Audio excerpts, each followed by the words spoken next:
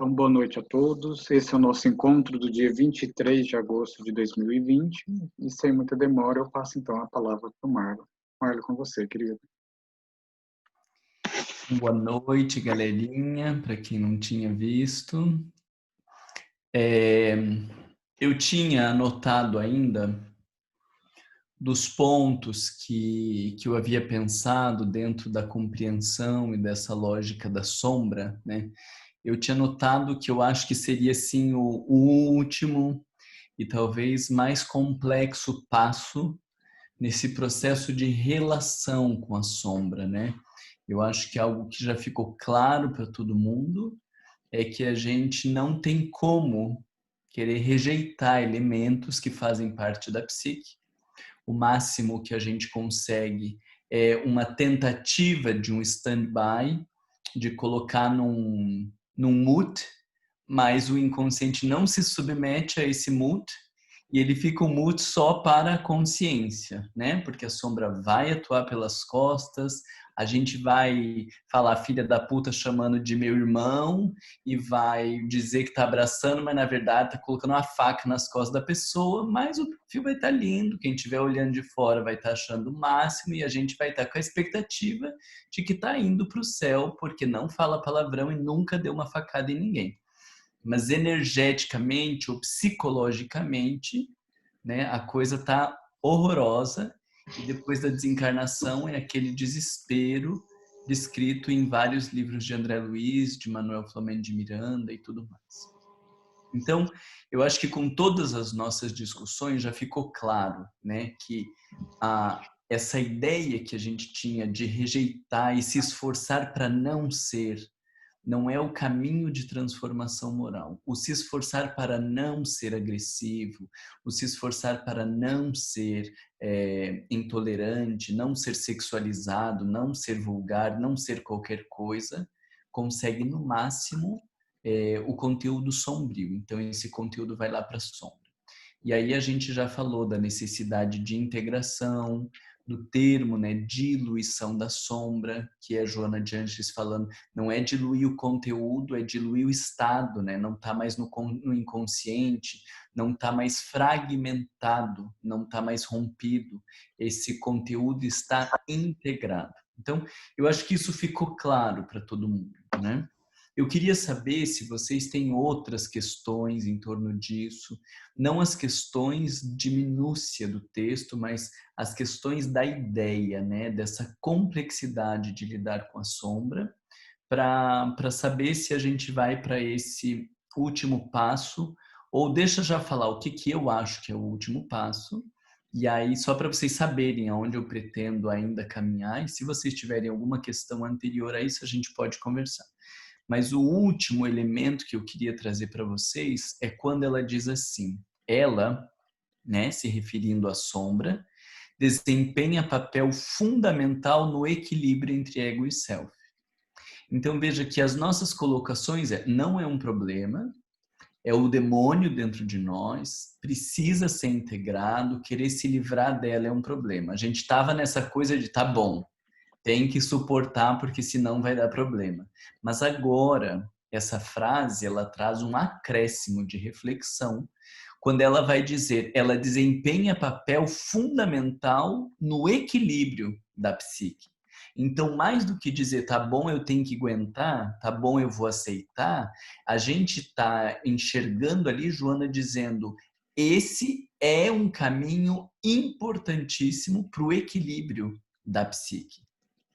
Então, até agora a gente está falando, é bom entrar em contato, mas agora ela está dizendo, você precisa do contato e da integração da tua sombra para viver em equilíbrio, para encontrar esse tal desse equilíbrio. Então, sai do lugar de, tipo, você não gosta muito, mas vamos aceitar e deixar aqui, tá fedido, mas deixa ali, vamos suportar um pouco para aprender que este processo tem a ver com o equilíbrio da psique, né? Então, eu acho que é um acréscimo de reflexão. E, se nós não tivermos tempo ainda essa semana, e vocês toparem, eu ainda tenho semana que vem disponível dentro da minha programação, Eu queria ver o quanto está claro para vocês as posturas ou aquilo que a gente chama de uma cultura de autodescobrimento. Que não adianta a gente estar falando de autodescobrimento, não adianta a gente estar fazendo palestras, seminário de autodescobrimento, se a gente não criar nos nossos grupos ou no centro espírita uma cultura que favoreça o autodescobrimento. Então, sai do discurso para transpirar nos nossos atos o autodescobrimento. E aí eu acho que seria bem legal a gente discutir que atitudes no centro espírita inibem o autodescobrimento e que atitudes no centro espírita favorecem o autodescobrimento, para vocês irem criando esse maior discernimento de quando a gente está trabalhando a favor e quando a gente está trabalhando contra o autodescobrimento. Então, esses dois pontos, eu estava revendo as nossas discussões, as coisas que a gente estava trabalhando, e para mim, esses dois pontos, eles são muito importantes para a gente fechar essa ideia de sombra, e da sombra dentro, né, do centro espírita, dentro da doutrina espírita. Mas, independente disso, queria saber se vocês têm questões. A Marie tinha me mandado uma questão sobre essa não era o equilíbrio do ego, né, Marie? Deixa eu ver se eu acho aqui. Uma citação em específico, né, do ego presunçoso, que desperta lentamente da sombra para o estado luminoso, né, para entender melhor o que é esse despertar da sombra para o estado luminoso. E aí, vamos ver, vocês têm mais questões? Como que está se relacionando aí com a sombra aí dentro de você? Está indo bem? Mil amores? Vivendo um romance novo, um apaixonamento assim? Ou já à beira do divórcio, aquela coisa do já não estamos aguentando mais? Se você não mudar, eu me separo, né? Aquela fala comum de casamento. Se você não mudar, eu me separo. Vânia, pode falar, querida. Ok. Eu estou mais me apaixonando, né, no sentido positivo pela sombra, porque eu comecei a entender depois de várias... Eu li esse capítulo 1, tá? Mas também o capítulo 3, no mínimo umas 3 vezes, e comecei, a partir das reflexões, tá? Dos textos, mas também da última aula que a gente falou sobre a sombra, começou a cair a ficha, tá? E eu comecei a entender essa questão da totalidade, da necessidade de se abraçar, primeiro de reconhecer quais são os pontos que eu já consigo reconhecer, né? E abraçar essa sombra para poder eu me tornar mais inteira. E isso me deu assim uma força muito grande para continuar olhando determinados pontos. E eu reconheci 2 coisas que depois que eu li o texto hoje de novo, achei aqui até no texto, que foi assim 2 eus bem claros, tá? Um eu assim bem voltado para a religiosidade, que é um eu assim bem espiritual, e um eu assim bem o cavaleiro bravo, entendeu? Que briga e que vai para a luta e que tenta defender o próprio espaço.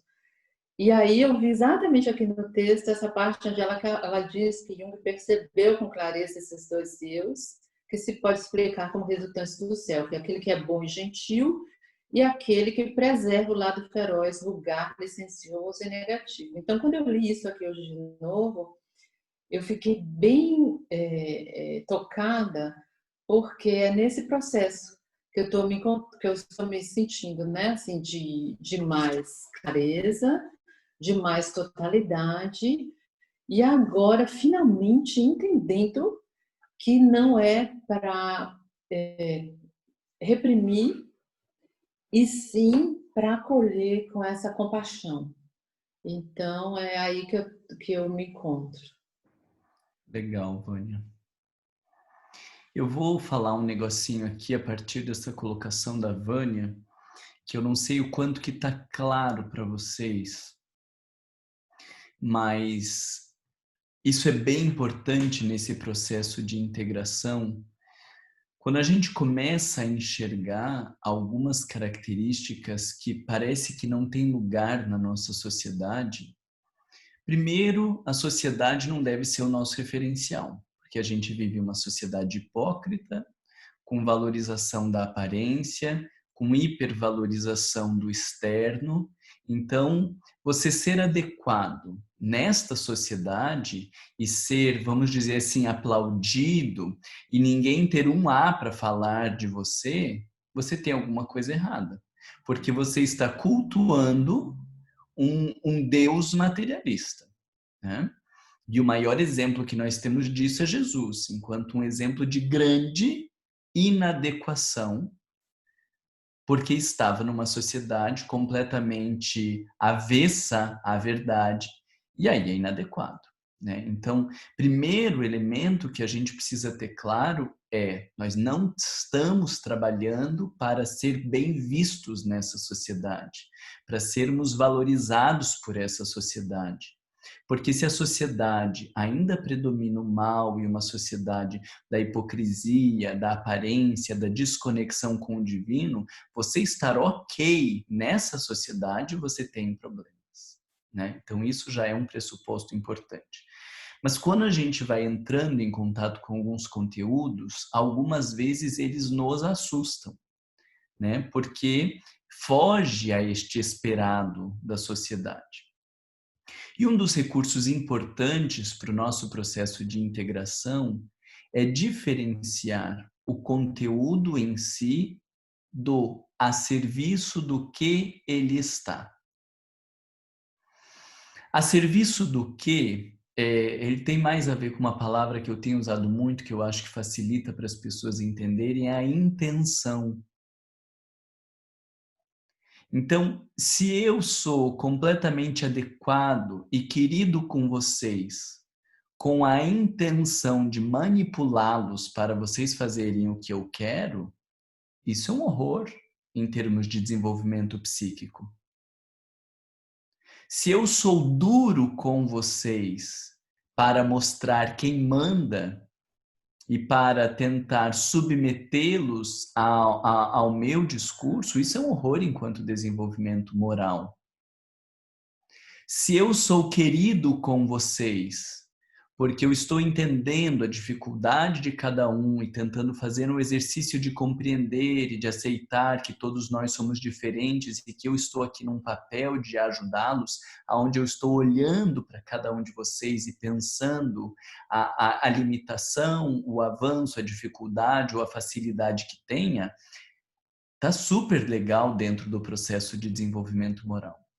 Se eu sou duro com vocês, no sentido de estimular que estudem, de dizer, olha, se vocês não estão fazendo a parte de vocês, acabou os nossos encontros, vocês têm uma última chance, ou estudo, ou a gente não tem mais porquê de estar aqui, e que pareceria uma pessoa dura ou ríspida para estimulá-los a estudar, isso está super ok em termos de desenvolvimento moral. Com o que eu estou construindo aqui? 2 comportamentos: o ser duro ou ríspido e o ser amável e atencioso. Na nossa sociedade hipócrita, o duro ou ríspido é algo indesejado e o amado e atencioso é algo desejado. Mas enquanto intenção, eu dei para vocês exemplo do duro e do amável enquanto um problema no desenvolvimento psíquico e o duro e o amável enquanto uma saúde moral. Vocês entendem que não está no comportamento em si, está na intenção, no lugar e no espaço que você dá para esse conteúdo na tua vida. A vulgaridade, ela é um super problema, dependendo das relações nas quais você está. Mas essa suposta vulgaridade numa relação sexual, numa relação conjugal, é a alegria de todo o casal que tem uma vida sexual, né, favorável, ou natural, ou desejosa, né? A maravilha. Entende a diferença? Agora, o vulgar, lá no centro espírita, né, de ir com a saia mostrando a polpa da bunda e os peitos abertos para tentar seduzir todo mundo que chega e todos os homens que aparecem, é um horror dentro do centro espírita. Mas essa mesma mulher que mostra a polpa da bunda lá na rua, ela, numa relação conjugal, vai ser fantástico de fazer sexo. Entendem a lógica do que lugar é esse, né? A vulgaridade é um problema? Não. O problema é aonde essa energia aparece, qual é o lugar que ela tem na minha vida, qual é a intenção que ela está aparecendo. Porque quando ela aparece no meu casamento como consequência da nossa vinculação afetiva, ela é fantástica.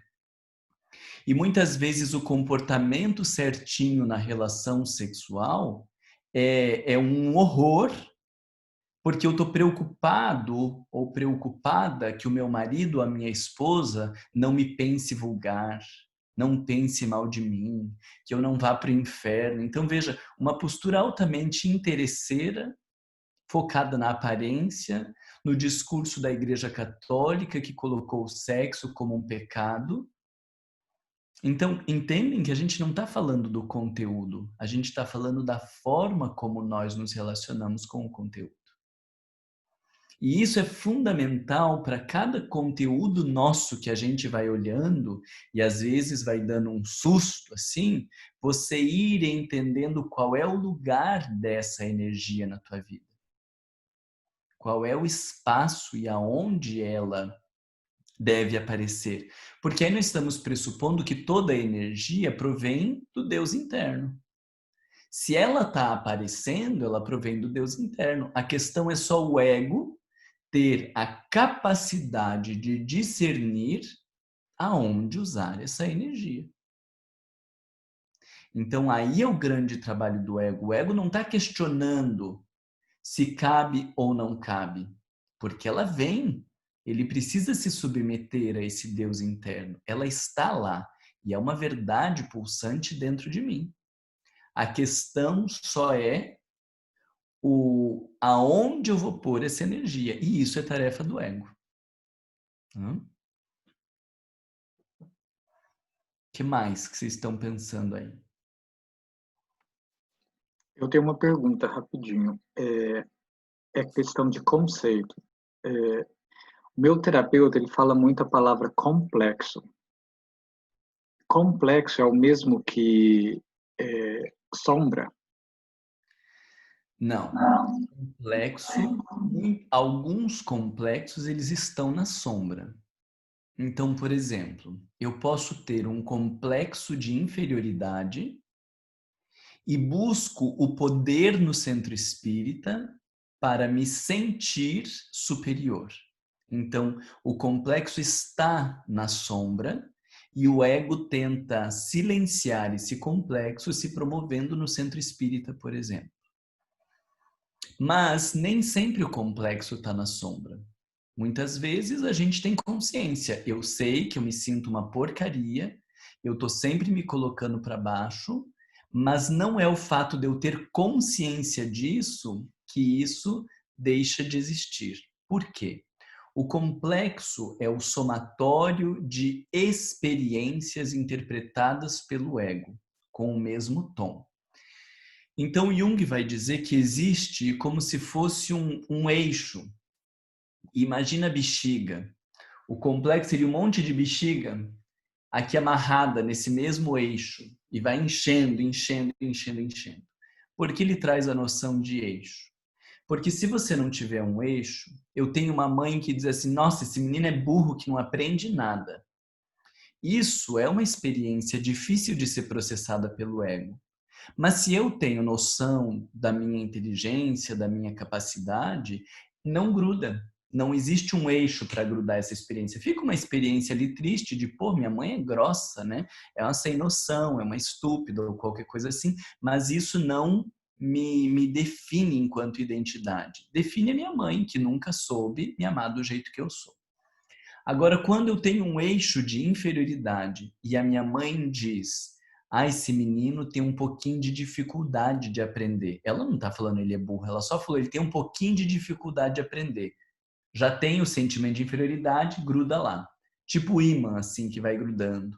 Aí o irmão passou com nota 8 e ele passou com nota 7. Pronto, vai mais uma bexiguinha do eu sou burro, eu sou incapaz. O complexo, ele vai ser o somatório de todas estas experiências de mesmo tema interpretado pelo sujeito. Então, quando eu estiver lá no centro espírita e alguém me fizer uma pergunta e eu não souber, eu vou dar um jeito de responder. Se precisar, eu falo até mentira, porque eu não quero que o complexo seja tocado. Ou seja, eu não quero me sentir inferior. Esse complexo, ele é o somatório de experiências que foram interpretadas com a mesma lente. Então, quando eu tenho uma lente de inferioridade, tudo que acontece na minha vida eu tendo a interpretar pelo viés da inferioridade. Se eu tenho a lente de superioridade, tudo eu tendo a interpretar por superioridade. Então, me mandam embora do trabalho. E aí eu vou dizer, me mandou embora do trabalho porque tá morrendo de inveja de mim? Não, você foi estúpido, você foi inadequado, você não é um bom profissional e por isso você foi mandado embora. Não consegue enxergar, porque interpreta tudo pela lente do complexo. Então o chefe vai dar um feedback dizendo, olha, você é estúpido, você não sabe se relacionar com as pessoas, você precisa procurar um terapeuta, e eu saio de lá dizendo, ai, coitado, tá morrendo de inveja. No fim ele queria ser como eu, tem medo que eu assuma o lugar dele, por isso que ele me mandou embora. Não te dê um feedback dizendo que você é burro ou que você não funciona bem e ainda continua tentando se promover. Por quê? Porque está se enxergando pelo olhar do complexo de superioridade. E o complexo de inferioridade, ele é mais sofrido para a gente. Por quê? Porque não importa o que você faça de bom, não importa o que você faça de adequado, você sempre fica com uma sensação de tem que fazer mais, não é suficiente, não podia, tinha que ter feito melhor. E fica, parece que um monstro atrás da gente, diminuindo tudo que a gente está fazendo. E a gente vai tentar provar para a gente mesmo, mas parece que nunca prova. Por que nunca prova? Porque não é uma prova material que a gente precisa, é a mudança da lente. E aí, a psicologia não consegue ajudar a gente a entender, o Jung só vai dizer que tem um núcleo no qual as experiências vão se somando. Mas o Jung não sabe explicar de onde vem o núcleo. A gente entende que o núcleo são as experiências de encarnações passadas. Então, se eu tenho experiências mal elaboradas de outras encarnações que falam da minha inferioridade, nessa encarnação eu já venho com esse eixo de sentimento de inferioridade. E eu era o filho mais velho. Quando o meu irmão nasceu, 2 anos depois, eu me senti já rejeitado. Você entende que já é a leitura que a alminha faz de se sentir rejeitado? Ninguém estava rejeitando. Só precisava de mais cuidados, assim como teve, mas faz uma leitura de minha mãe não me ama e não me dá atenção. Essa leitura só está fazendo porque já tem o eixo e já está enchendo de balãozinho ali na volta. Por que eu estou explicando isso? Para a gente entender que o complexo ele não é algo para ser resolvido. E não é algo para ser integrado. Porque o sentimento de inferioridade não é para ser integrado, eu sou uma bosta mesmo, então. Aí nós não estamos falando de integrar. Nós estamos falando de um conteúdo que precisa ser administrado. Porque se é uma lente que eu faço de interpretação, eu vou precisar, ao longo da minha vida, entender quando eu estou olhando pela lente complexada e quando eu estou olhando um fato concreto. Então, eu tive um mau resultado. Vamos pegar os exemplos do centro. Eu estava fazendo um grupo de estudo e metade das pessoas saíram no meio do estudo. Uns despeitados vão dizer, sabe porque o espiritismo não é para todo mundo? Né? Espiritismo é só para quem tem força de vontade. Os mais complexados vão dizer, eu falei que eu não tinha jeito para coordenar, que eu não sei coordenar. Vocês entendem que eu sempre vou fazer uma interpretação por essa via, né? Então, eu preciso aprender a administrar. O que eu tenho para melhorar? Pedir feedback para as pessoas. Às vezes a gente fez tudo que estava ao nosso alcance, a gente fez da melhor maneira possível, e algumas pessoas não queriam estudar e por isso elas saíram do grupo de estudo. E às vezes a gente é uma porcaria de coordenador, precisa estudar mais sobre método, precisa estudar mais sobre educação para conseguir administrar melhor um grupo. Essa leitura, vamos dizer assim, mais madura, né, do que eu tenho que melhorar, o que é meu, o que é do mundo e que eu não posso tomar como meu, isso é o que a gente vai chamar de maturidade, né? Então, um sujeito maduro não quer dizer que ele não tenha complexos, mas quer dizer que ele já tem um tanto de discernimento entre o que são os conteúdos do seu complexo e o que são os fatos da vida. Eu posso ser um ótimo coordenador de estudos, mas não ter escolhido um bom tema. E por isso as pessoas evadiram do grupo. Eu posso ser um ótimo coordenador de estudo, mas estava exigindo um pouco demais das pessoas, idealizando uma coisa que não fazia sentido. E eu posso ser uma porcaria de um coordenador de estudo. Esse discernimento de nem sempre fazer as mesmas interpretações e olhar pelo mesmo ângulo, a gente vai chamar de maturidade. Complexo é um tema super complexo, né? Eu espero que vocês estejam assistindo os nossos encontros lá de Joana de Ângeles, do canal da AME Brasil, mas a gente vai ter 4 encontros de 1h30 cada, ou seja, 6 horas, discutindo sobre complexos, para explicar melhor e trabalhar esse conceito e a aplicabilidade dele e tudo mais, né? Mas agora, Fabrício, que está chamando a atenção complexo, vai lá naqueles meus vídeos lá de 2013 do meu canal, daquela série Psicologia e Espiritismo, tem um encontro sobre complexo que pode te trazer algumas referências, porque vocês vão ver assim, quando abre a cabeça para um conceito, agora você volta a ler os mesmos livros e você encontra um outro texto que você não encontrava, né? E isso é o fantástico de estudar psicologia, porque nunca chega, né? O sujeito que diz que chegou está mais perdido do que segue em tiroteio. Porque quando você entende alguma coisa, você fala, gente, vou ler tudo de volta agora com esse olhar mais ampliado. E aí é fantástico que você encontra um outro livro, né?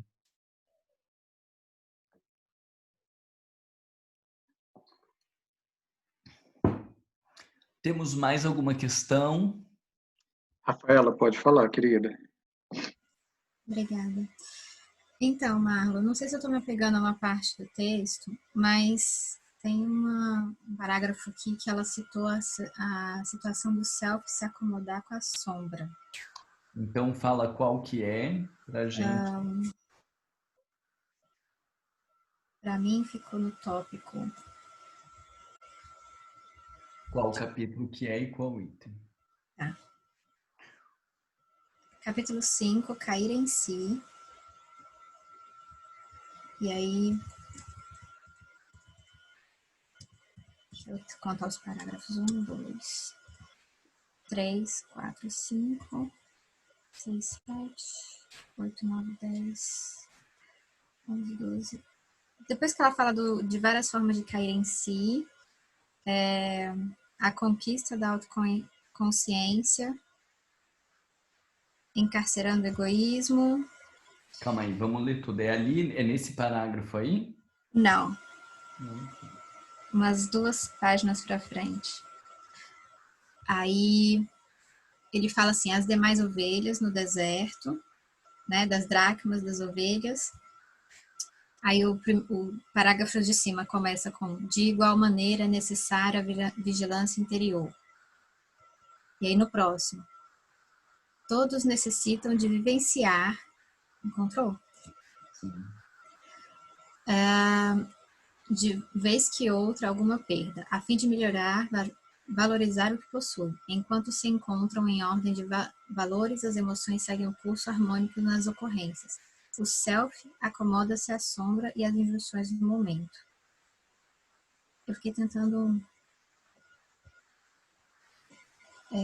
dá sentido, sabe? Por questão de como que o self se acomoda à sombra. Eu entendi que é no sentido mais negativo, né? Do adoecimento do sujeito. Mas como que se dá esse processo?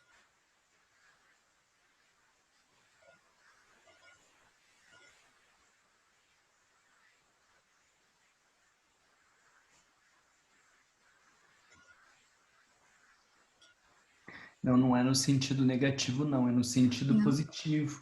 É a mesma lógica da Sim. integração. Ali, quando ela está falando self, você pode ler o espírito imortal, né? Então, assim, ele se acomoda, ele vai se vincular, ele vai entender aquilo ali, ele vai integrar aquele elemento, porque quando vive a perda ou quando vive estas experiências, tem um choque. E esse choque tem a ver com o que eu estava falando para vocês ali, do equilíbrio entre o ego e o self. Né? Esse contato com a sombra, ele produz um choque que desarticula o ego e tira o ego desse lugar de centralidade, para que a gente possa viver essa integração, porque no início nós vamos ter o ego no centro da coisa, querendo ditar a ordem, querendo ditar como as coisas são, como elas deveriam ser. E quando a gente vive esses choques, o ego sai do centro, dando espaço para as manifestações ou a presença do self. Tá. Não seria como se eu me conformasse com essa questão sombria e aí... Não é contato, né? Não é conformar, mas é aceitar, é assimilar, né? Ou como ela usa aquela outra expressão lá, ajustar o anjo e o demônio interiores, né? Tipo, isso é meu, isso precisa ser reconhecido como meu, isso é parte de mim. Então, vamos aceitar que isso é parte de mim, né? Vocês vejam que isso é um limiar tão delicado, né? Porque essa coisa do acomodar, né? Dessa gente despeitada, mal educada, que diz, eu sou assim mesmo, né? Eu sou desse jeito e aí eu quero que as pessoas me engulam com farinha, desse ser consciente, que reconhece que é assim, que não dá para fugir, que não dá para mascarar e que precisa assumir esses elementos. Esse limiar, ele é muito tênue, né? Porque não é... Quando a gente está dizendo eu sou assim mesmo, isso é mais um mecanismo de defesa egóico, né? Querendo dizer não me critique, né? Não me diminua, querendo se impor. É diferente desse self enquanto espírito que se dobra ao conteúdo sombrio, que aceita que é isso, que reconhece isso como uma verdade. Eu queria ser melhor, mas não sou. Eu preciso reconhecer que eu sou bem a carinha de mundo de prova e expiação com o predomínio do mal. Esse dobrar-se, você pode ler ali nesse ego, no self, em relação à sombra, tá? Então seria mais um encontro e não uma inércia. Isso. Obrigada. Por quê? Porque é um encontro que produz transformações, né? É inércia do ponto de vista egóico, porque o ego não está fazendo nada, o ego não está salvando ninguém, o ego não está mudando nada, mas é a transformação, como a ideia do plantio, né? O que faz um jardineiro? Ele vai jogar, ele vai preparar o solo, ele vai jogar as sementes ou vai plantar as sementes, mas depois o que ele faz? Faz nada. Quem vai atuar é a natureza, né? E poderia chegar alguém e dizer, nossa, não está fazendo nada, né? Não estou fazendo nada, porque eu fiz o que me cabia. Agora é hora de esperar. E aí a gente vai ver lá, né, o tempo de colher e o tempo de plantar e o tempo de colher, né? Também a gente fica muito no tempo de plantar e o tempo de colher, do fazer bem para os outros e ser recompensado, fazer mal para os outros e se ferrar, né? O tempo de plantar e o tempo de colher. Mas você pode aprender a interpretar essa lógica do tempo de plantar e o tempo de colher em relação à transformação moral. Né? Você tem um esforço para fazer algumas coisas, mas tem uma parte que é o germinar que está acontecendo lá dentro. Você está olhando no solo e você não está vendo nada acontecer, mas lá dentro, no interior, a semente está germinando. E daqui a um tempo aparece lá uma pontinha que a gente nem esperava. Então, o jardineiro não fez mais nada. Ele plantou, Ele vai regar, mas não depende dele qual é o tempo que essa semente vai germinar, né? E isso é difícil da gente ter essa certeza. E eu gosto de dizer para vocês, né, não fica nas certezas porque é perigoso, né? Então você vai ter que estar sempre pensando, meu Deus, tinha que estar fazendo alguma coisa ou não tinha? Tinha que estar fazendo ou não tinha? Tá no meu alcance ou não tá? É o ego atuando ou tem que deixar o self viver? E aí a gente tem que estar sempre nessa dúvida, porque isso é o mais garantido do saudável, né? No consultório, aí já estou falando que eu sei que você é psicóloga, né? No consultório, os pacientes que chegam com muitas certezas, você já começa a ler assim, está escondendo alguma coisa, está super atuando, tem alguma coisa errada. Então, são coisas que a gente vai guardando, porque o indivíduo do muita certeza, do isso eu já transformei, não, eu estou fazendo tudo para o meu casamento, para os meus filhos, essa gente super atuante, você já vai observando, né, um ego presunçoso, que não reconhece a força interior, que acha que está tudo sob o seu controle, sob o seu domínio, e que ele que tem que fazer e acontecer. Então, aí a gente vai aprendendo a olhar que tem alguma coisa errada, essa superatuação, tá?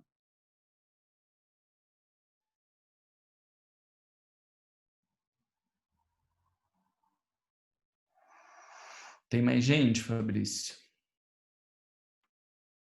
Não. Tá. Então, vamos pensar sobre essa frase. Eu queria que alguns de vocês trouxessem o que vocês pensam sobre essa frase. Vamos ver onde que ela está agora.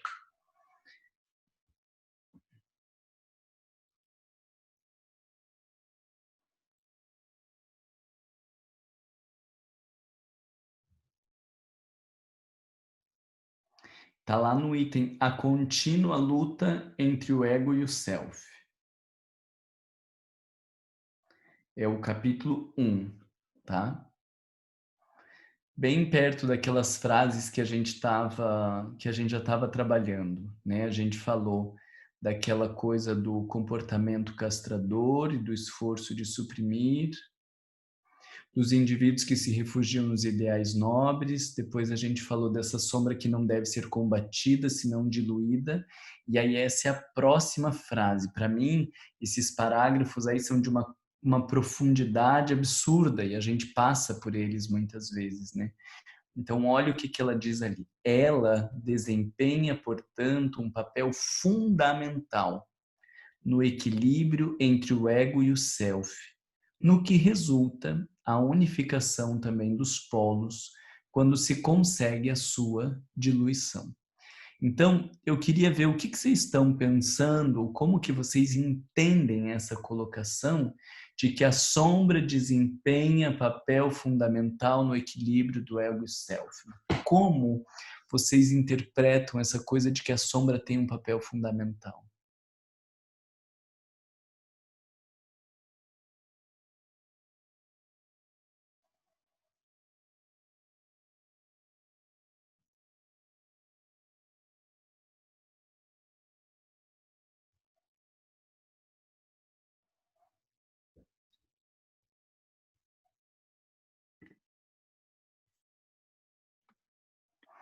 É porque a sombra nos mostra quem realmente nós somos. O que é o que realmente somos? Deixa reorganizar a tua frase, né? A sombra nos tira da ilusão de que a gente era alguma coisa muito boa, né? Por que eu estou te dizendo isso? Não realmente nós somos. Porque quando você entra em contato com algum elemento da sombra, isso não é realmente quem você é, isso é uma parte de quem você é, né? Nós somos um somatório de milhares de energias e mais o potencial divino, né? Então, quando você olha para um aspecto destrutivo, né, esses temas mais pesados, né, da vulgaridade, da agressividade, né, da, da, da vaidade, do descaso, sei lá, coisas aí que a gente possa considerar pesadas. Isso faz parte de você, né? Então, isso mas por que eu estou corrigindo tua frase, Fabrício? Porque você não é só isso. Você é isso, mas você também é muitas outras coisas, entende? Então, é muitas outras coisas.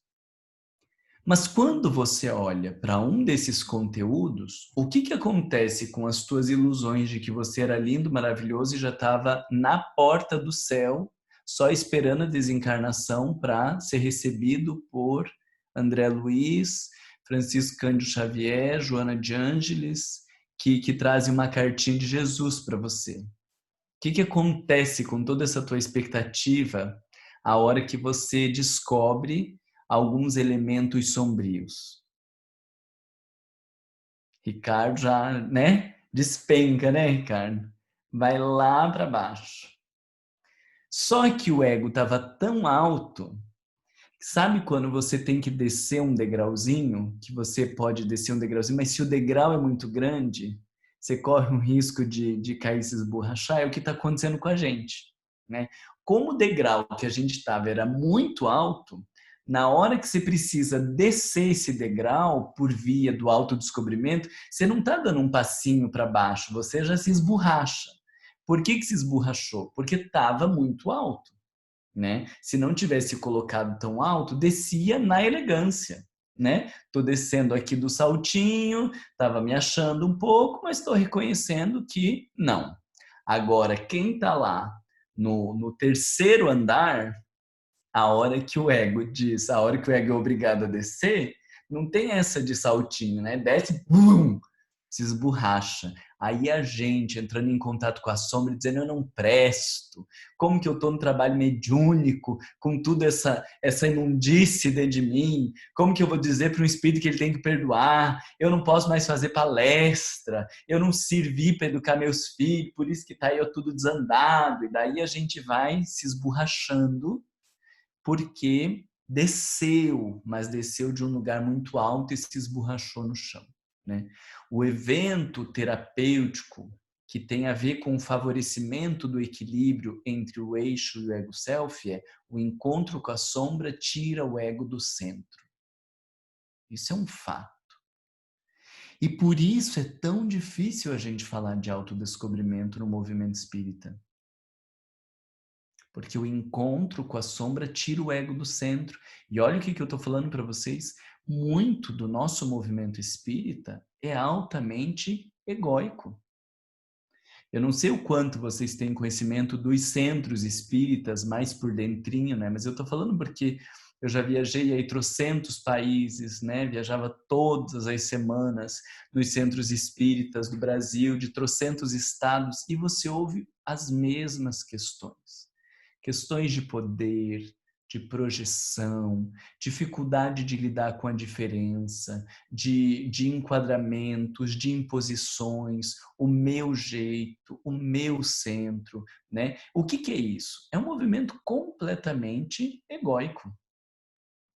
A dificuldade que a gente tem do espaço para as pessoas que pensam diferentes da gente, né? Vira uma tensão, o grupo de estudo vira um conflito, a gente não consegue suportar que as pessoas interpretem diferente, a gente já se coloca no lado da verdade e todo mundo que pensa diferente de mim é errado, né? E essa coisa muito pesada, né? De autorizar trabalhador, né? Do conselho doutrinário, né? Das pessoas que estão do lado da verdade, do poder. O nosso movimento espírita é extremamente egóico. Por isso é tão difícil de falar de autodescobrimento no movimento espírita, porque a hora que a gente começa a falar de autodescobrimento, o que acontece com o ego que estava lá em cima? Cai por terra. Eu que estava me colocando no lado da verdade, da justiça, da sabedoria, agora vou ter que assumir as minhas lambanças internas? Então, isso que parece tão pesado e destrutivo para o ego é necessário para o equilíbrio da psique, porque é tirando o ego do centro. Marla, dá um exemplo pra gente. Como que o encontro com a sombra, ele tira o ego do centro?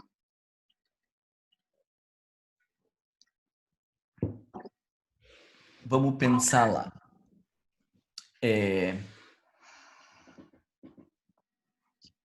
eu na reunião mediúnica, chega um espírito falando, ou sempre tô eu lá dando lição de moral nos espíritos. Tem que perdoar, tem que acreditar em Deus, que tem que ter fé, que tem que desapegar, esses discursos todos rasos da doutrina espírita.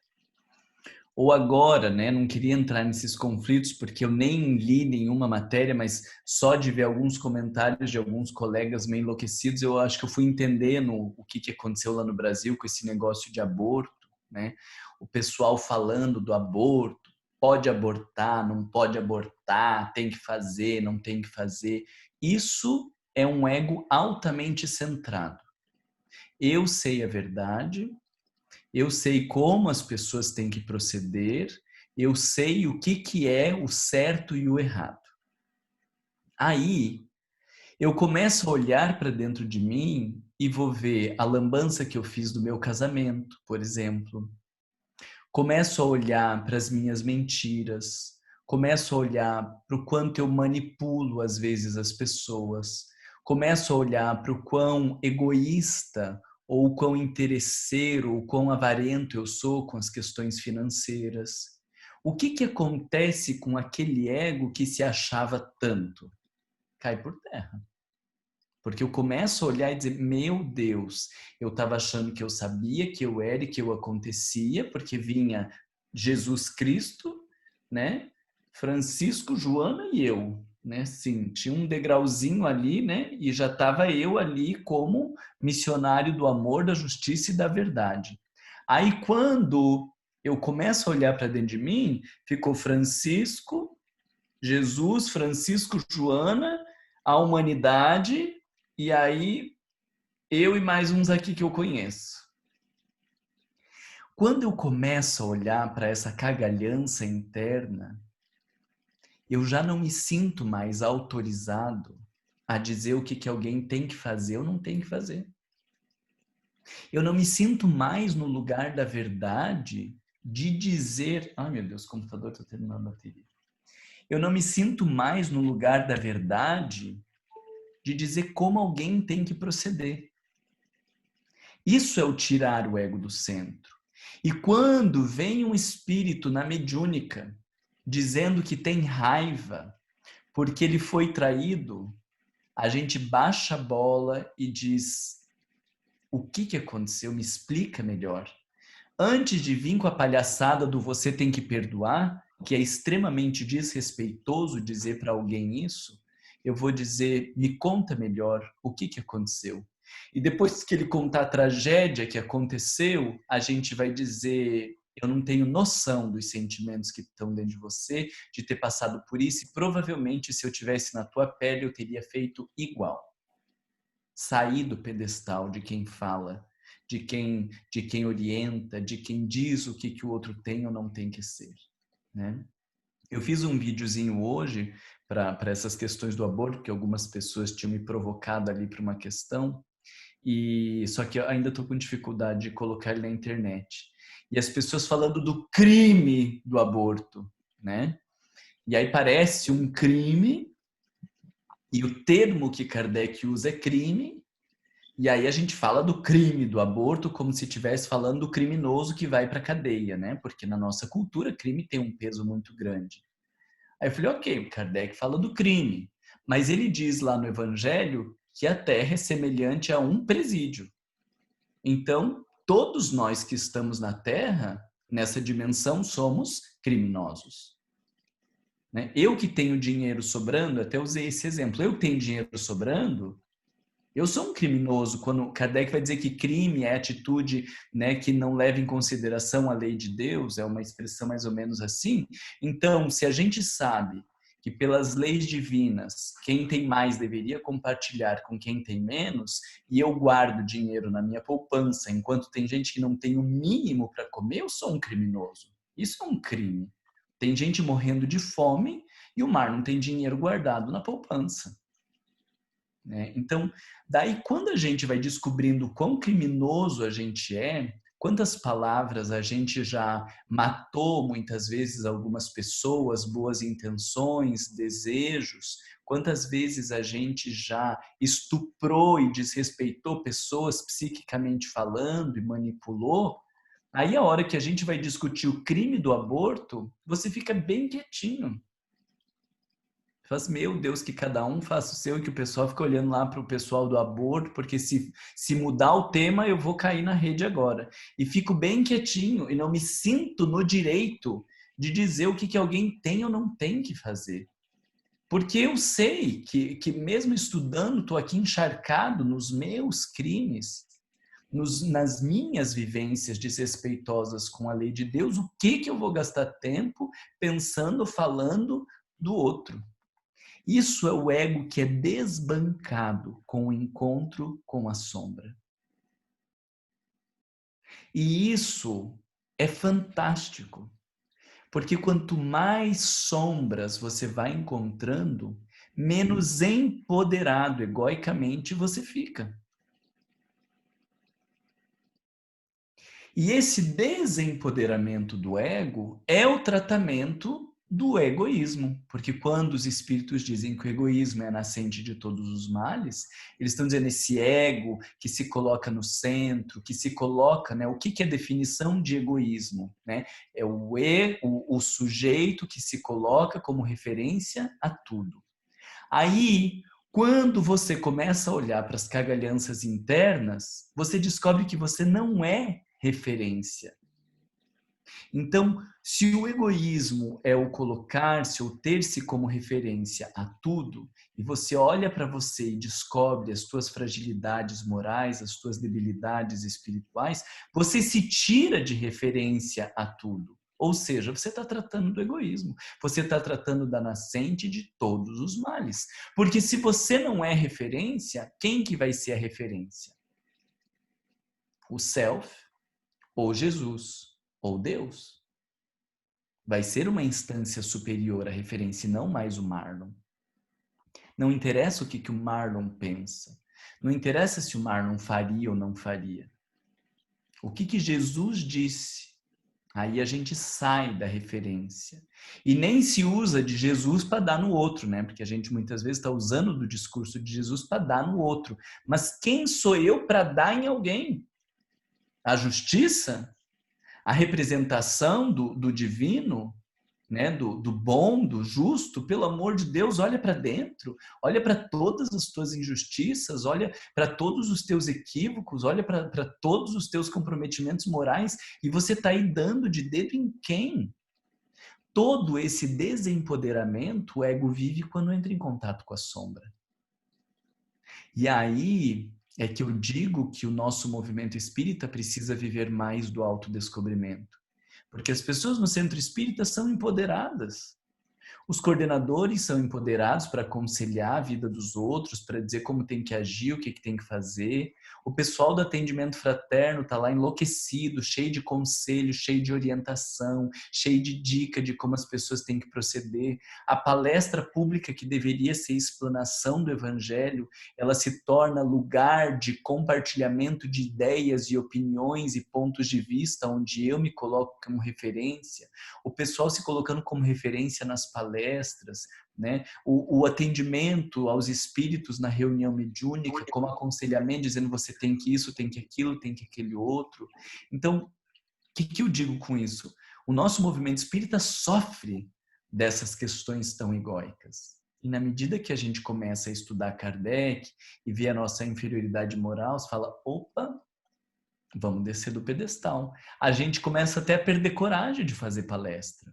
Né? Porque assim, vamos ler o texto junto, que Kardec fala, e cada um trazer suas ideias, cada um trazer o que está vendo, porque o lugar do palestrante já não é um lugar muito confortável, né? Já não é um lugar seguro, porque a gente sabe das interpretações enviesadas, a gente sabe do olhar tendencioso, a gente sabe dos nossos complexos que fazem com que a gente leia as coisas pelo meio da nossa loucura, fica um pouco mais de boca calada. Então, o movimento espírita sofre com a falta de autodescobrimento.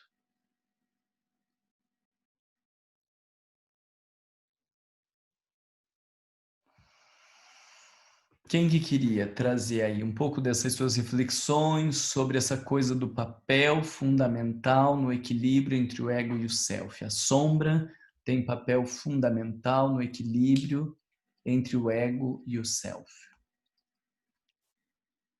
Tânia, pode falar, querida.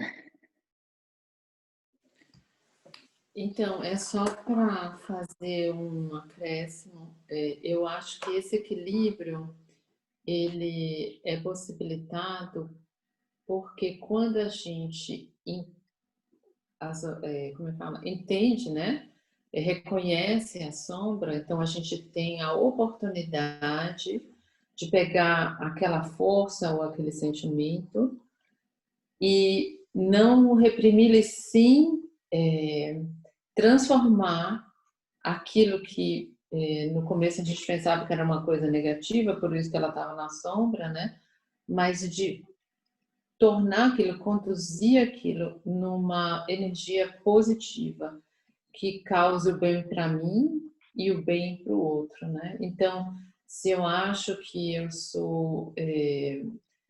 eu deva ser boazinha, então, quando eu reconheço que eu estou querendo ser boazinha por uma questão de adequação e percebo que nesse ser boazinha eu escondo a minha agressividade, né? Eu reprimo, coloco a minha agressividade na sombra.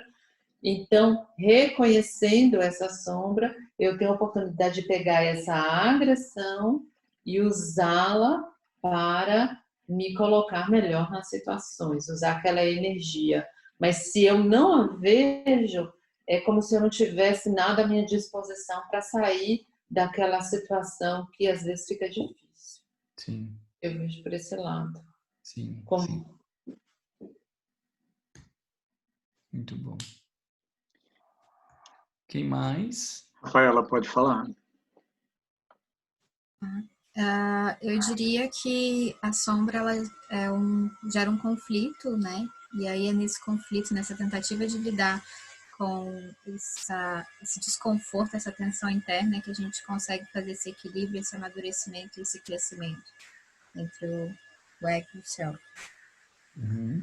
E aí, voltando um pouquinho na sua discussão, quando a gente começa a olhar diferente para as nossas imperfeições, né? E não faz tanto julgamento, não se coloca tanto nas situações que o mundo cobra que a gente se coloque, que a gente julgue, que a gente se posicione.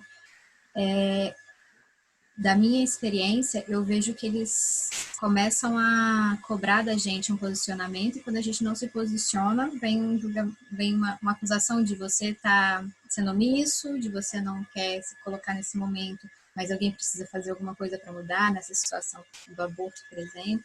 Eu passei por uma situação essa semana e é difícil, né, a gente conseguir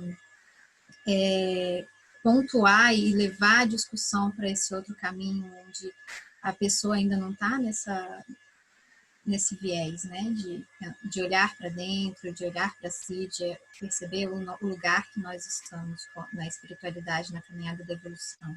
E às vezes não vai levar, né? Aí a gente só suporta esse olhar do outro ou a crítica do outro, né?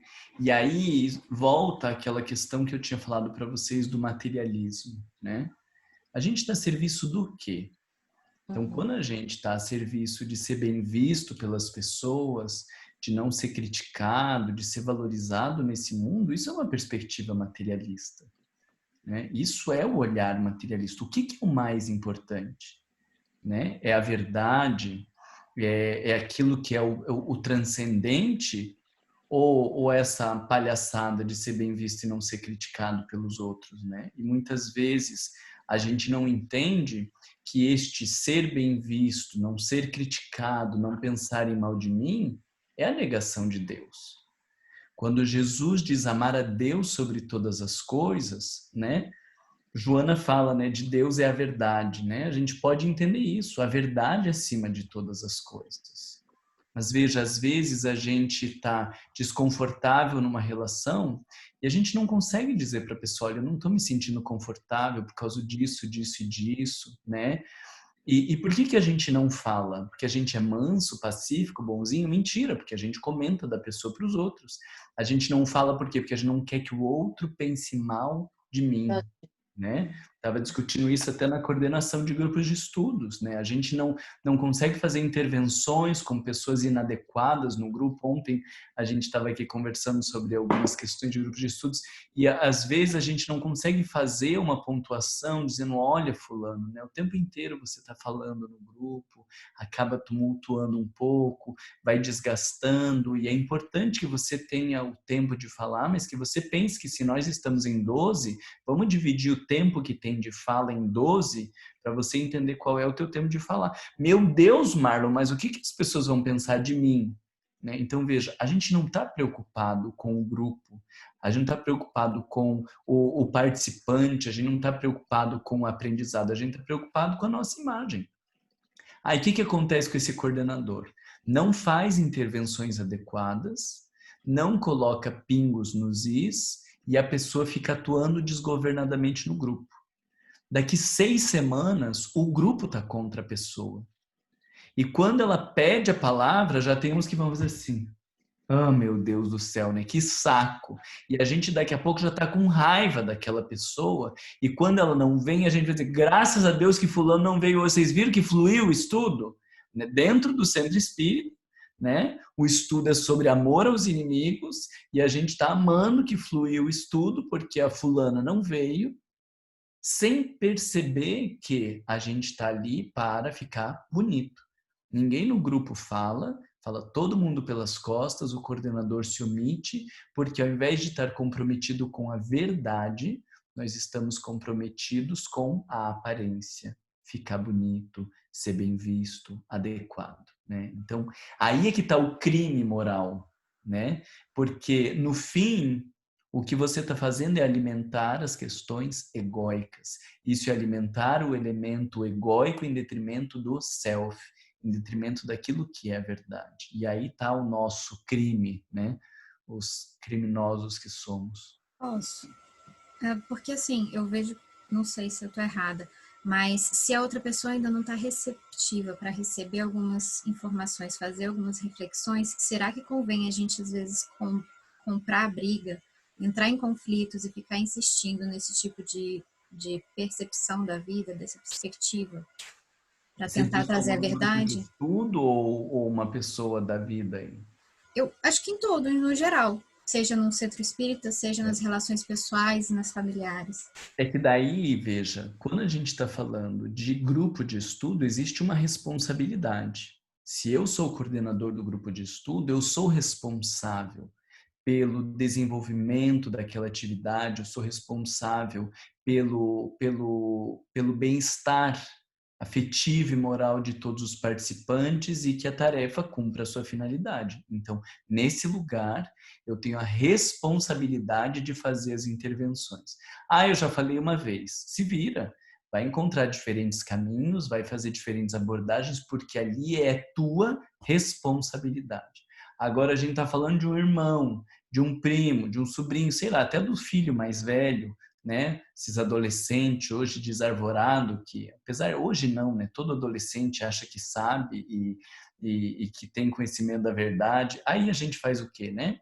Beleza, vai. Se você quiser voltar aqui para conversar, a gente conversa. Mas daí veja, por que eu estou dizendo? Aí não é nossa responsabilidade, né? Agora, quando a gente está num grupo de estudo, quando a gente está no centro espírita, né? Às vezes você tem alguém fazendo atendimento fraterno inadequado, né?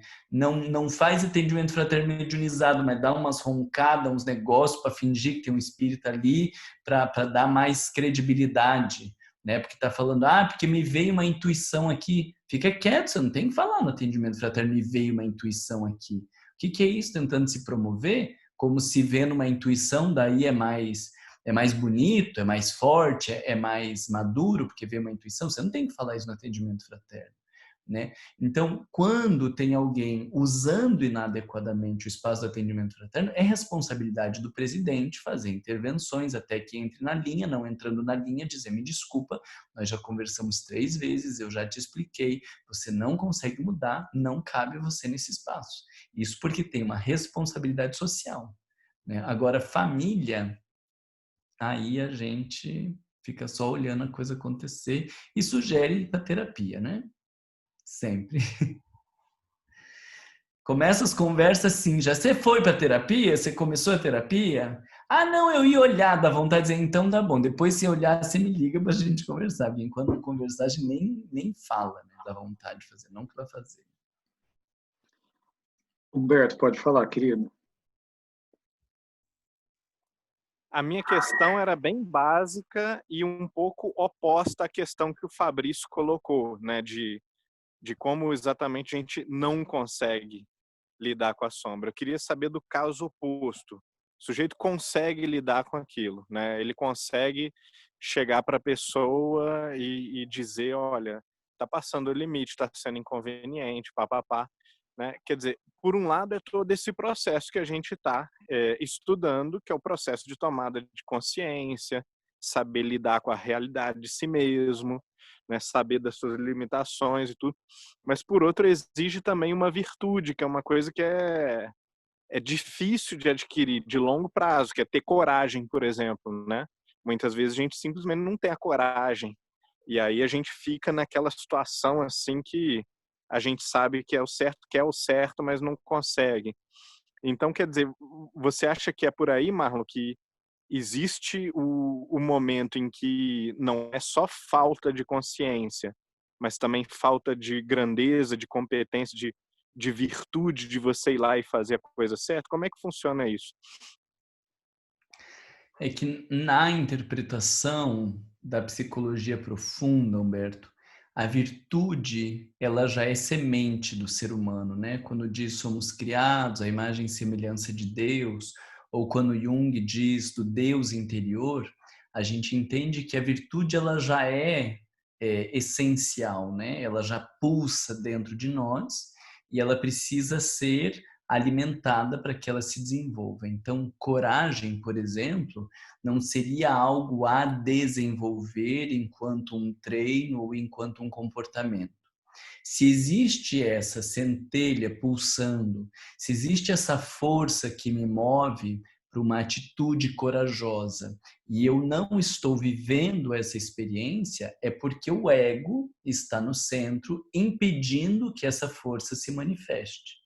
Então, a ausência da coragem, a gente vai entender que é o quê? Um ego preocupado com aparência, um ego preocupado em errar, um ego preocupado em se eu fizer e as coisas e me ferrar, como que vai ficar. Então, coragem ou a não coragem, ela seria a presença egóica preocupada com consequências, preocupada com o preço que vai pagar, preocupado com essas questões externas. E quando o ego sai da centralidade, quando o ego sai desse lugar de o que vão pensar, o que vão achar, será que vou dar conta, e está comprometido com a verdade, ele se sente impulsionado.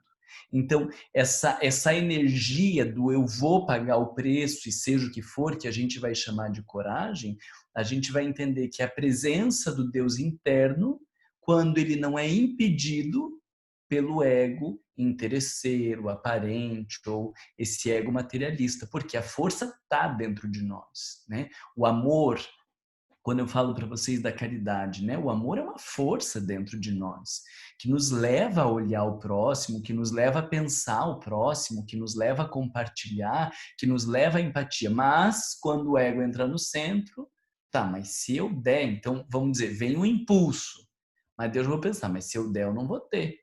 Né? E entre eu e o outro fico eu, porque eu preciso da minha aposentadoria, porque isso, porque aquilo, e aí o ego começa a enlouquecer pela sua falta de fé ou pela sua materialidade, e aí ele inibe a caridade, ele inibe a empatia, o perdão, né? É uma força presente dentro da gente, se elam de vínculo, né? De compreensão, de tolerância, de aceitação, mas quando o ego entra no centro, quem que ele pensa que é para ter feito isso comigo? Ele não podia ter feito isso. Então, quando o ego entra no centro, ele destrói a possibilidade da presença da virtude, né? Ou ele inibe, naquele momento, a presença da virtude.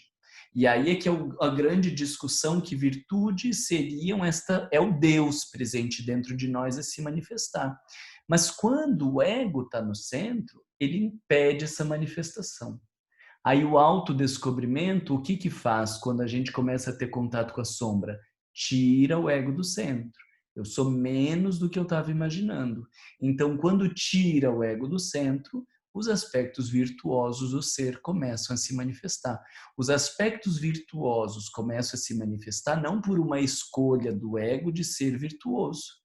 Aí é o grande X que é difícil da gente entender no olhar psicológico, e qual é a grande questão da transformação moral, é que transformação moral não é a criação de comportamentos morais adequados. Transformação moral não é o esforço de ser bonito e certinho. Transformação moral é a consequência de tirar o ego do centro. Porque quando tira o ego do centro, Deus pode se manifestar. E a manifestação de Deus é virtude. Faz sentido, Humberto? Acho que faz total sentido. Eu só sinto que, assim, isso não pode ser um processo automático, porque não é assim que a gente experimenta o processo. A gente experimenta uma melhoria lenta, né? Muito lenta, aliás, do crescimento das nossas virtudes ou da diminuição dos nossos defeitos. Então, será que não seria o caso de não a gente exercitar o comportamento, mas de esse despertar ele ser gradual, né? Como que... Não, ele vai sei lá, ser gradual e pela nossa lógica ao longo das reencarnações, né? Então, por exemplo, na questão da coragem, né? Eu estou morrendo de medo de ir lá pedir desculpa. E como que a pessoa vai me tratar? Ou eu estou morrendo de medo de fazer uma palestra. Eu não vou ficar esperando eu me sentir completamente confortável e conectado com o divino para ir lá fazer a palestra. Eu vou com medo. Aí isso. é o ego entendendo que eu preciso dar conta de uma tarefa, dando sentido para isso e dizendo, eu vou com medo. Aí nós estamos lá no Kardec falando do domar as más tendências, né? Onde quando essas coisas acontecerem no pleno e no automático, aí nós já estamos consolidados, né? Aí a gente já está lá nos mundos felizes. Mas o grande detalhe que a gente precisa lembrar é, eu vou com medo, eu vou fazer neste esforço, eu ainda não sou. Então eu estou fazendo, mas isso não interfere na imagem que eu tenho de mim, isso não interfere na minha identidade. Porque eu consigo ter clareza da diferença de estar fazendo no confronto com os meus demônios internos e do estar fazendo como algo do natural, né? Como algo da conquista da virtude. Quando viver essa conquista da virtude já não está na Terra, né? Então, esse é uma linha tênue aonde nós estamos agindo e você não está simplesmente perdoando porque é super da sua natureza e dizendo, não, eu perdoei de coração, eu quero mais, olha, que a pessoa seja muito feliz. Se você se obriga já a esse estandarte bonito do eu perdoei, o que você vai fazer? Você vai fazer uma máscara de perdão. Eu tenho raiva, a minha vontade é de mandar para o inferno, mas eu vou pelo menos calar minha boca, porque o Evangelho dizia que não alimentar o desejo de vingança já é o grande trabalho do amor aos inimigos, e Joana diz que o criar possibilidade de reconciliação já é um grande passo do amor aos inimigos. Então, eu vou tentar, quando eu me encontro com a pessoa, não fechar a cara, como talvez fosse a minha vontade, para ela não achar que eu estou odiando ela e criar uma possibilidade de conexão. Esse é um sujeito consciente, que entende que está num caminho. Agora, o problema é quando eu acho que eu já perdoei. E aí, o que acontece? Vai tudo para o inconsciente. Então, eu estou consciente de que eu tenho uma dificuldade de perdoar. Eu estou me perguntando o porquê dessa dificuldade. E a minha dificuldade de perdoar é porque eu não admito que alguém tenha errado. Eu não admito que ela tenha me feito isso, porque se eu fiz tudo isso, ela tinha que me dar de volta. E aí eu vou entendendo qual é a minha dificuldade de perdoar, e sempre nós vamos chegar nas questões egóicas, porque os espíritos falaram que o egoísmo está na base de todos os males, então sempre, quando você começa a analisar qual é o drama moral, você vai chegar nas questões egóicas, e enquanto você está fazendo esse processo de autodescobrimento e de despertamento do Deus interno, você está ali domando o eguinho para que ele não atue desgovernadamente.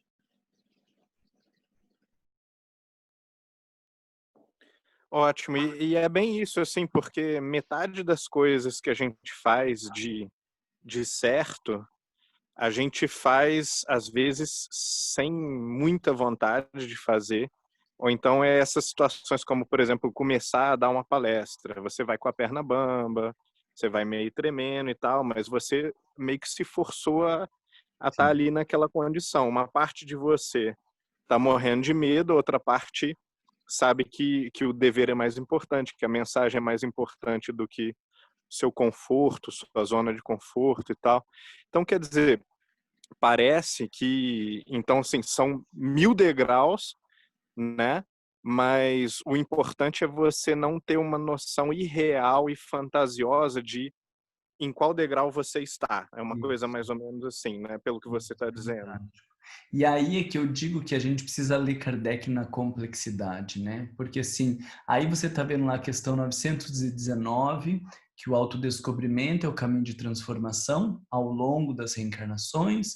Você está lá com a questão 913, que o ego autocentrado, né? O egoísmo é que está na base de todos os males, mas você está lá com o evangelho falando da nossa inferioridade moral, no capítulo 3, e você está lá com o evangelho falando dos sede perfeitos, que o verdadeiro espírito é o esforço de domar as más tendências.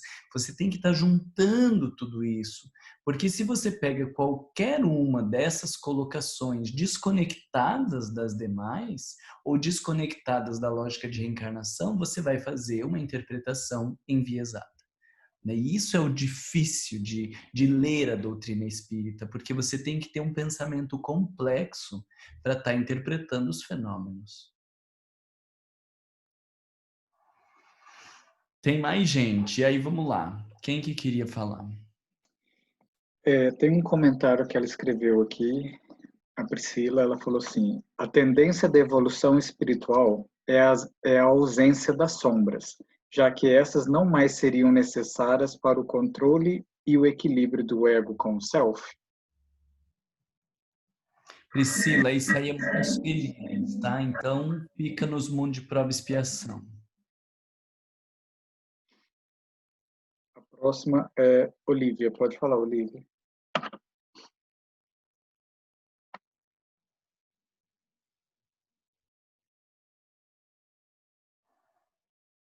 Cadê a Olivia? Olivia, você está no mudo. É Olímpia. A Olímpia, vai lá, Olímpia.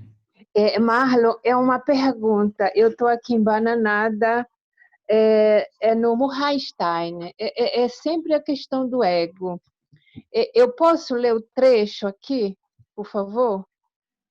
Para eu me situar? Não vai fugir muito das nossas... Não, é curto, é curto. É quando ele fala que o ego é o centro da consciência. Quando ele fala que o ego é o centro da consciência, ele está expressando que todo esse contexto, quando eu tenho consciência, por exemplo, de um tema da arrogância que eu tenho. É nesse sentido que ele está falando? Porque ele diz, o ego é o centro da consciência, não só geográfica, mas também dinamicamente. É que assim, Olímpia, a discussão de ego e de consciência na psicologia analítica, ela é muito mais difícil do que a discussão de ego e consciência na doutrina espírita. Então vocês vão ver que até eu defendo alguns pontos assim, fica lá com a doutrina espírita que é mais fácil de entender.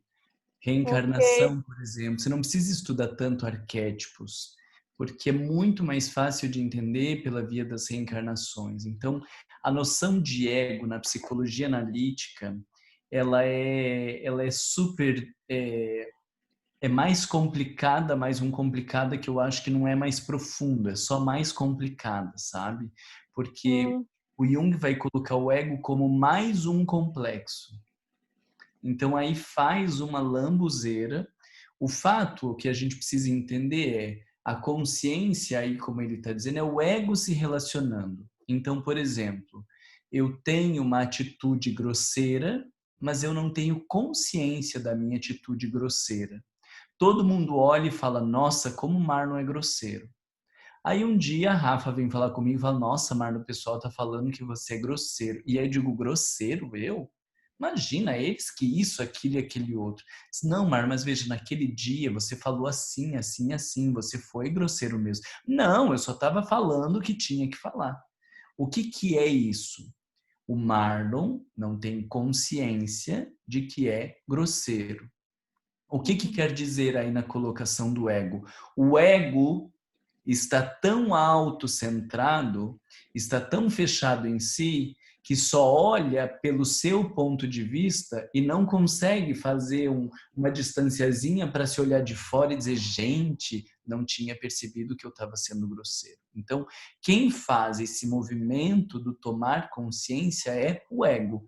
Por isso o ego, quanto mais rígido, quanto mais cheio de si, quanto mais poderoso, mais difícil é o processo de autodescobrimento. E quanto mais ele se desempodera, quanto mais ele se enfraquece nesse sentido arrogante, mais disponível ele está para se enxergar. Aí alguém diz, nossa, Marlon, como você é grosseiro? Eu digo, nossa, não tinha pensado. Como que você achou grosseiro? Me conta, eu vou ficar mais atento a isso. Isso é um ego muito mais leve, isso é um ego muito mais solto, mais disponível, menos rígido, né? Quanto mais o ego está soltinho para poder se olhar por diferentes ângulos, mais fácil é o autodescobrimento. Tá? Mas não se prende muito. Aí, Olímpia, que dá uns nó na nossa cabeça, tá? Tá, ok. Obrigada, Fabrício. E tinha mais uma pessoa que queria falar. Tem mais duas. Eunice, pode falar. Oi. A minha pergunta era referente ao que você estava falando, os exemplos que você deu para o Humberto. Aqueles exemplos, eles seriam o que a gente chama, ou até a Joana coloca, de o desenvolvimento do self.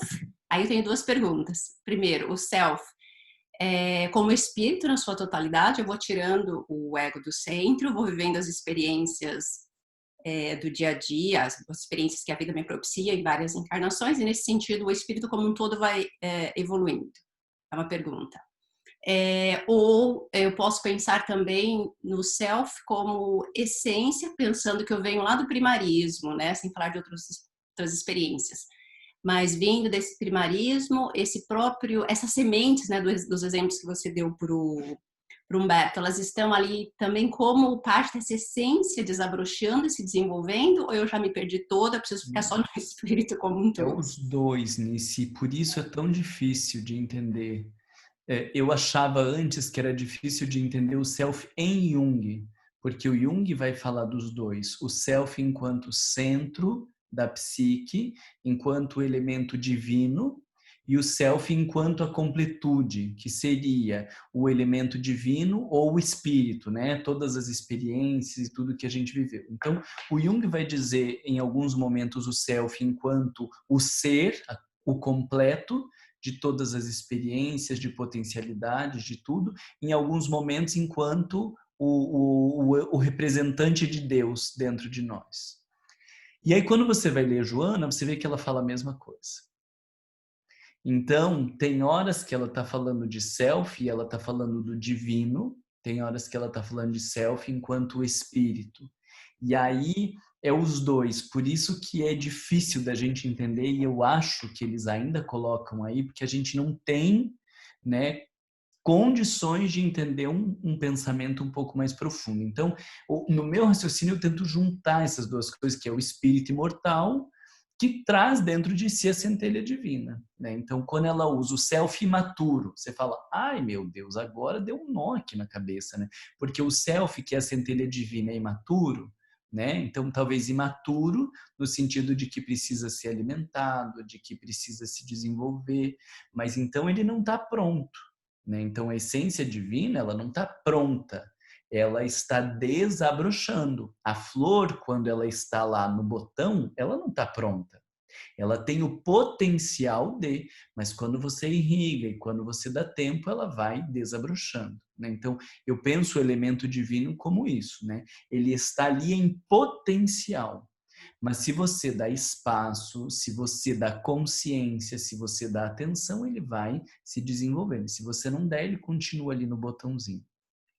Mas não tenta colocar numa linha ou num comparativo, porque é a mesma coisa que eu estava falando para a Olímpia, dá uns tilt na cabeça às vezes, assim, se a gente quiser organizar muito, né? Eu brinco que a gente fica com a sensação, tô indo, né? É mais ou menos a coisa divina, é mais ou menos o espírito, tô tentando entender mais ou menos para onde que tá indo, tá ótimo. Se a gente já entendeu a direção, a gente já fica feliz que tá bom assim, entende? Porque se vocês levam muito a sério, se vocês quiserem entender e fazer análises mais profundas do texto, né? Bom, pode ser que vocês façam. Eu estou falando que eu estudo há muitos anos, Joana, estudo psicologia e tem horas que eu digo, gente, calma, né? Entendeu a direção? Tá ótimo. E vamos nessa direção. Depois, lá na frente, quando tiver uma bifurcação, aí a gente já vai ter mais conteúdo para analisar uma coisa ou outra. Mas por hora, a gente tem que estar na direção, né? E vai indo do jeito que tá.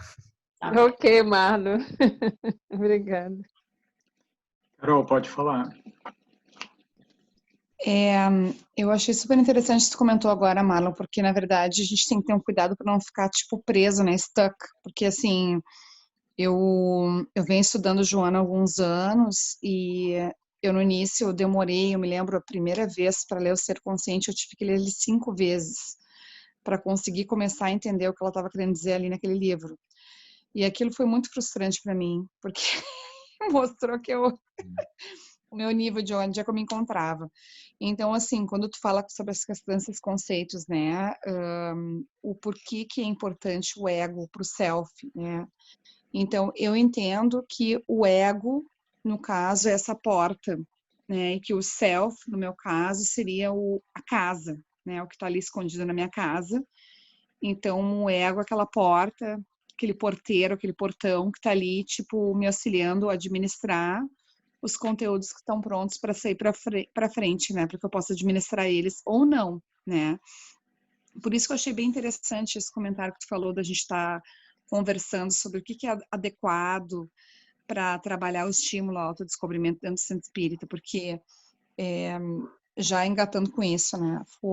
Eu passei por situações bem estranhas, assim, dentro de centros espíritas, mas eu nunca desisti de estudar, entendeu? Então, e eu acredito que talvez tenha coisas que eu mesma tenha falado para outras pessoas que não foram adequadas, entendeu? Então, acho que a gente precisa realmente fazer dentro do movimento espírita uma conversa referente a isso, trabalhar uma discussão, um ponto de vista, que nem que tu falou com relação ao aborto, né? Quem somos nós para poder julgar, né? Se alguém está em condição de fazer um aborto ou não, né? E eu acho que é bem importante, porque quanto mais ligado a gente estiver nessa relação do ego do self, ou quanto mais a gente precisa trazer conteúdo do ego para nossa consciência, menos a gente vai estar julgando os outros, ou procurando fazer comentários desnecessários dentro do centro espírita, que infelizmente está sendo bem presente no movimento espírita em geral, né? Pelo que eu tenho visto aqui no Reino Unido, pelo A gente menos. está É o que tão eu posso falar. conectado com as nossas questões, né? Elas tomam tanto tempo e demandam tanto que não sobra energia para você ficar olhando para a vida dos outros, né? Porque você tem que arrumar tempo para meditar todo dia, você tem que arrumar tempo para as suas leituras, para silenciar, talvez fazer uma yoga, para viver a vida de maneira saudável. Não sobra tempo para perder falando da vida alheia, né? Até comentar com vocês, assim, entre nós, né, que foi muito interessante essa semana que lá no centro que eu frequentando, né, antes do Covid, eu comecei a frequentar os estudos online e eu não gostei dos estudos online, e aí eu deixei de participar e eu continuei estudando por mim.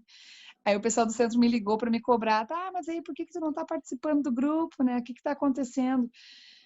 Aí eu tive que falar, né, olha, não estou participando por causa disso, entendeu? Sabe?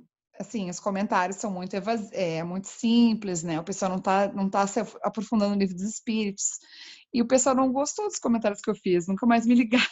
Então, é isso que a gente está falando, né? Infelizmente, às vezes tu pergunta, pede feedback, mas aí a pessoa fala e a gente não gosta do que é falado, né? Então, assim, a gente precisa realmente trazer isso para a consciência, né? É bem interessante isso, né? A gente poder estar refletindo no nosso dia a dia. Né? Desafiador. Uhum. A Débora queria falar, daí a última pessoa que a gente precisa terminar, tá? Isso. Oi, Marlon, só fico com uma dúvida. A gente fala muito no movimento espírita sobre essa questão da força de vontade, né? E Joana fala também sobre força de vontade, e o Jung fala. E eu fico me perguntando, porque acho que uma coisa que eu tenho aprendido dos nossos estudos sobre autoconhecimento né, a questão da sombra, é que às vezes a minha vontade, assim, ela não tem esse poder todo que eu achava que eu tinha, né? Assim, então eu sempre achava que nessa posição egóica que eu podia ser quem eu quisesse ser, ou que eu pudesse mudar o que eu quisesse mudar. E hoje eu vejo que, na verdade, é muito sutil no caso concreto, né? À medida que eu vou me dando conta, assim, da minha humanidade, que eu vou me percebendo pequena, que eu vou identificando várias características em mim que eu tenho vergonha de ser, né? Isso vai me tornando uma pessoa mais humilde, vai me deixando assim mais humana para me relacionar com outras pessoas. Mas eu fico sempre na dúvida no sentido de que você sempre fala pra gente, a gente não pode mudar quem a gente é, porque a gente vem se desenvolvendo há anos e anos, né, há milênios daquele jeito. Então assim, a gente é egoísta. Agora é que eu tô me dando conta do quão egoísta eu sou.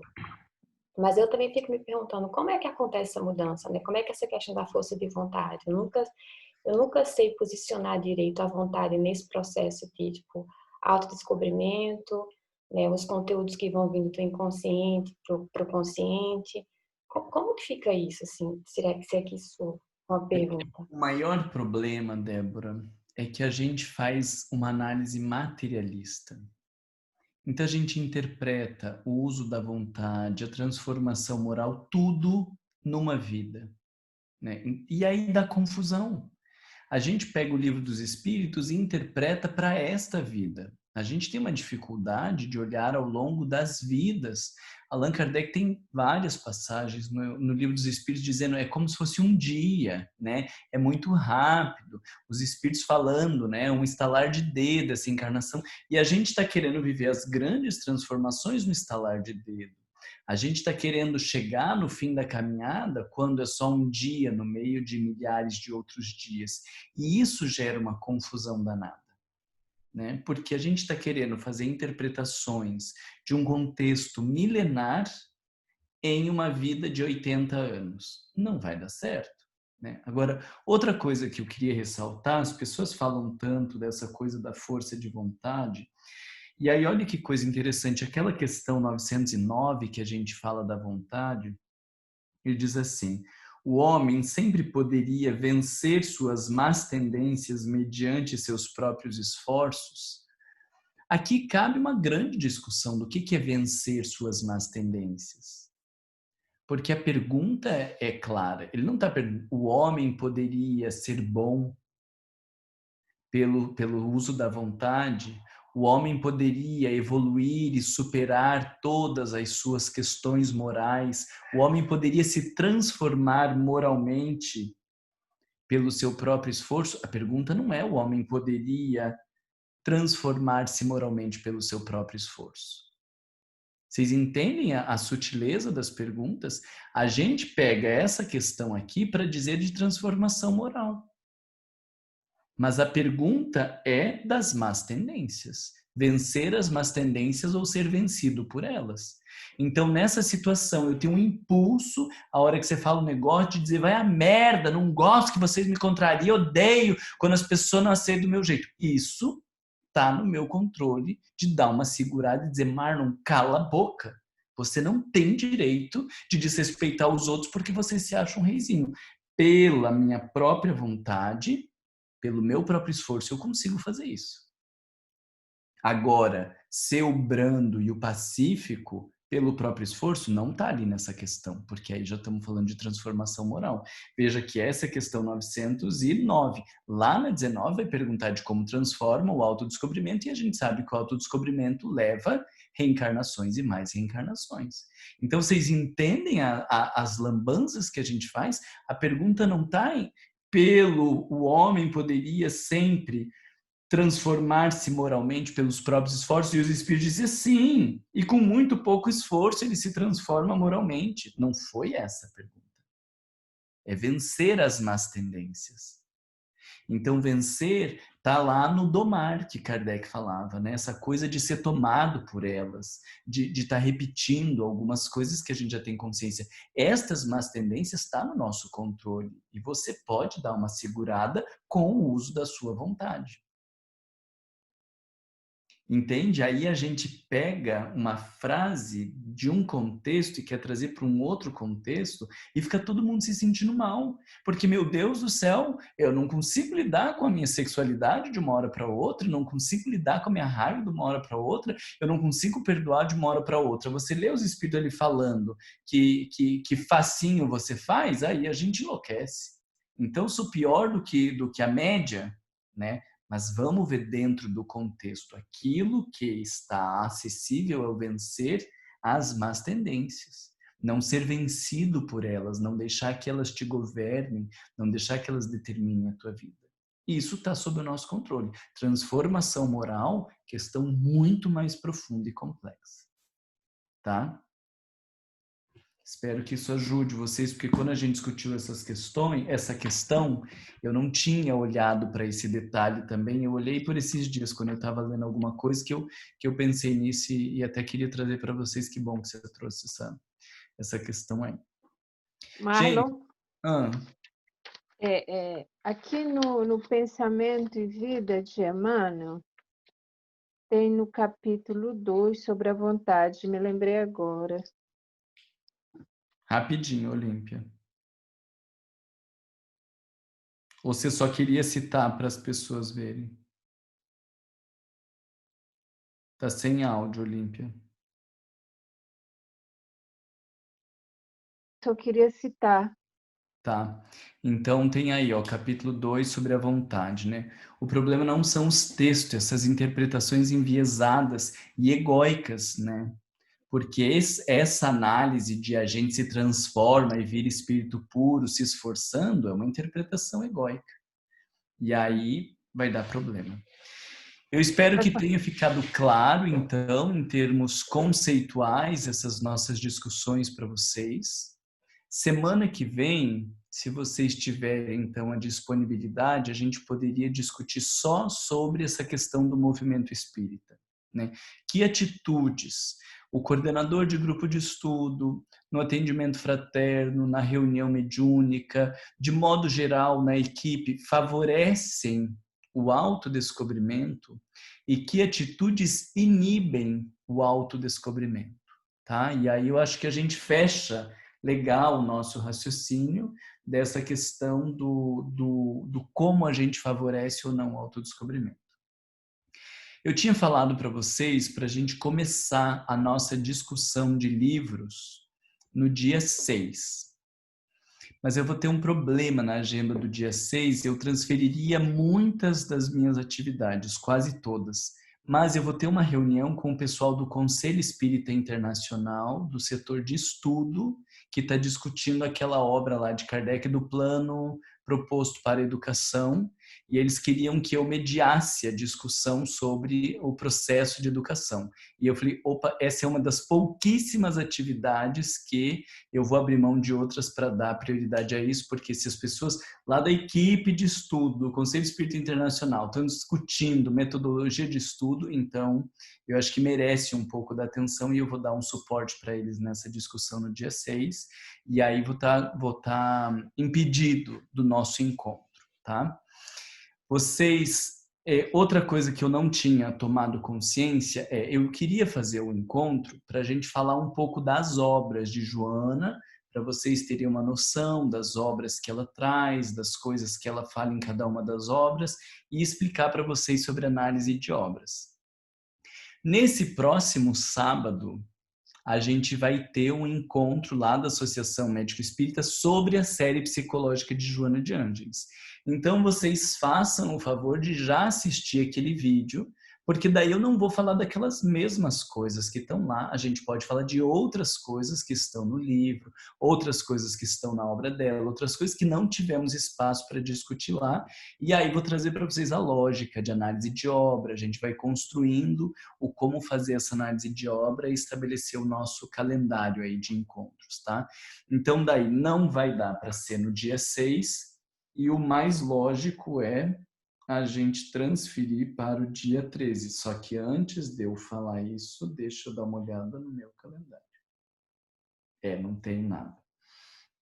Então, no dia 13, a gente, se vocês puderem, a gente se encontra. A ideia é de sempre tentar fazer no primeiro domingo, para a gente já se organizar, né? Se for 2 meses ou 3 meses, sempre no primeiro domingo. Mas como isso é uma atividade muito fora do esperado e que eu acho que é muito importante para o movimento espírita, eu achei melhor de fazer esse encontro, prejudicar o nosso grupo e a gente colocar para o dia 13, tá bom?